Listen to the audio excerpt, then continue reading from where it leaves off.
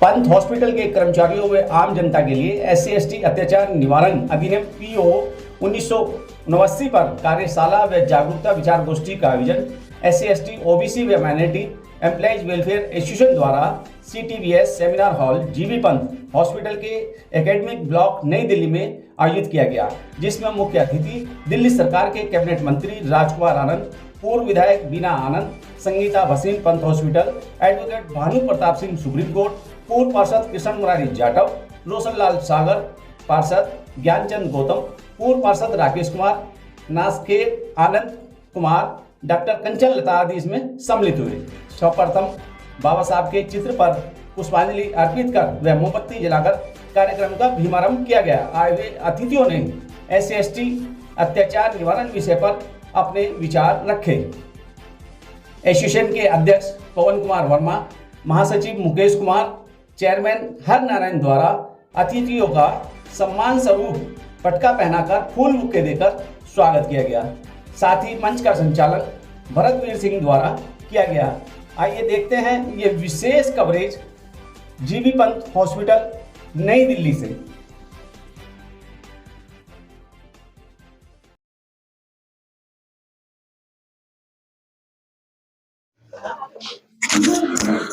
आदरणीय हमारे कैबिनेट मंत्री श्री राजकुमार आनंद जी, हमारे बड़े भाई कृष्ण जाटव जी, हमारी बहन बीना आनंद जी, पूर्व काउंसलर आनंद जी, हमारे बड़े भाई ज्ञानचंद गौतम जी और कार्यक्रम के संचालक और तमाम एसोसिएशन के साथी लोग।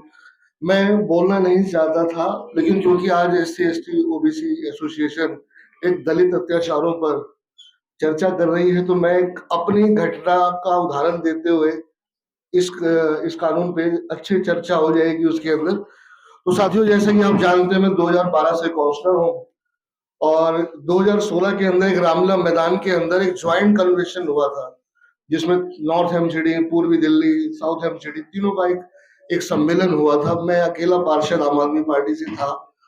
तो वहां क्योंकि सफाई पर चर्चा हो, MCD के सवालों पर चर्चा दिल्ली विधानसभा पे हो रही थी, तो कॉरपोरेशन ने, बीजेपी की जो कॉरपोरेशन है, उसे समझा कि भाई ये तो अब जो है हमारी कॉरपोरेशन पे हमला हो रहा है विधानसभा में, और हम भी जो है रामलीला मैदान में ज्वाइंट कन्वेंशन करेंगे और केजरीवाल जी को गरियाएंगे। तो वहां देखा कि मैंने सब केजरीवाल जी को गरिया रहे हैं, बुरी तरीके से गरिया रहे हैं। तो मैंने बैठा हुआ था, मैं अकेला पार्षद था, मैंने कहा भाई मैं भी बोलूंगा, मुझे भी बोलने का हक है। आप सब लोग इतनी बड़ी संख्या में है, बोल भी रहे हैं, सबको बोलने का अधिकार दिया जा रहा है, मुझे क्यों नहीं दिया जा रहा? मैं आम आदमी पार्टी से हूँ। और खैर उन्होंने मुझे बोलने का अधिकार नहीं दिया। मैंने टोपी लगा ली, तो टोपी से उनको बड़ा परेशानी हुई। खैर मेरे को जानते नहीं थे, तो एक मैंने टोपी लगाई, उसके बाद जो मेरी हालत की उन्होंने, सारे भाजपा के लोगों ने मुझे मिलकर पीटा, बहुत बुरी तरह से पीटा, और पूरी इंटरनेशनल खबर बनी। वो रामलीला मैदान आपने देखा होगा, पूरी इंटरनेशनल खबर बनी।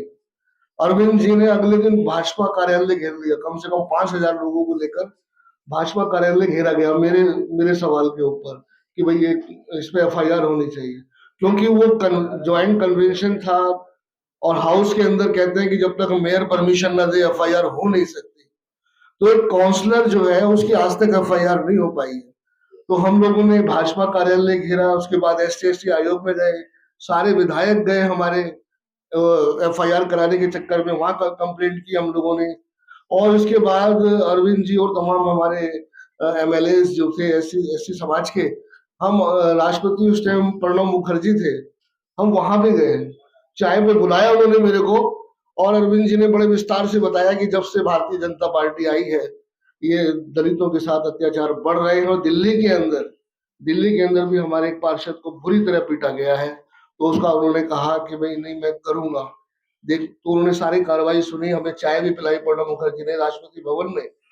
उसके बावजूद मेरी जो है FIR नहीं हो पाई। मैं कोर्ट में भी गया, और मैंने कोर्ट के अंदर भी गया और जगह जगह चक्कर काटे, लेकिन वो FIR हो नहीं पाई। आज देश के अंदर, मेरा कहने का मतलब यही है कि आज देश में 2 कानून है, सत्ता पक्ष के लिए अलग है, SCs के लिए अलग है।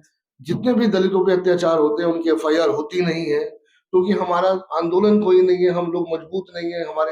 हमारे साथी अभी चले गए, क्या नाम, भानु प्रताप जी, मैं इनका बहुत अभिनंदन करता हूँ।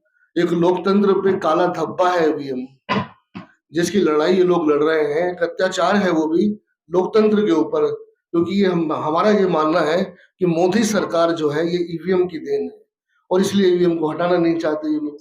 तो मैं ये यही कहना चाहता हूँ कि अत्याचारों की कहानी बहुत लंबी है। हमारे तमाम इंटरनेशनल पहलवान जंतर मंतर पे बैठे थे, हालांकि एससी समाज से नहीं थे, लेकिन सत्ता पक्ष के खिलाफ क्योंकि वो बोल रहे थे।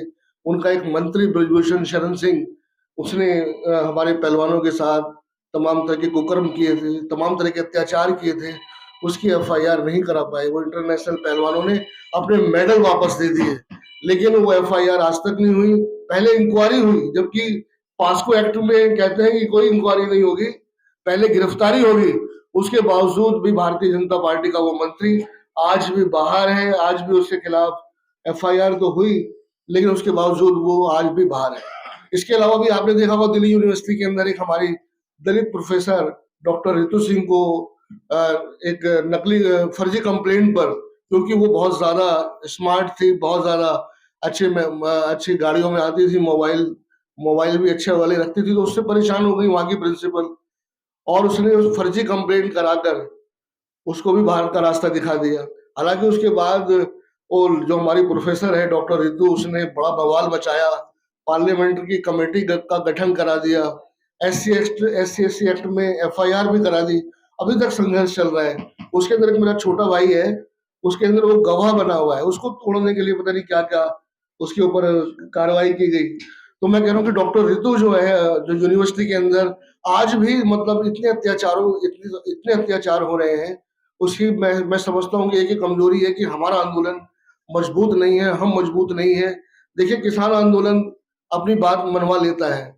ड्राइवरों के खिलाफ एक कानून आया, ड्राइवरों ने एक ही दिन के अंदर अपना चक्का जाम कर दिया पूरे हिंदुस्तान के अंदर, और उन्होंने अपने उस कानून को वापस करा दिया।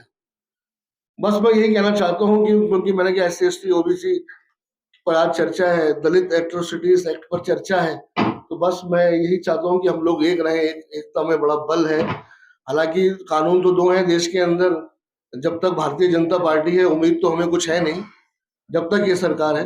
धन्यवाद, बहुत बहुत शुक्रिया।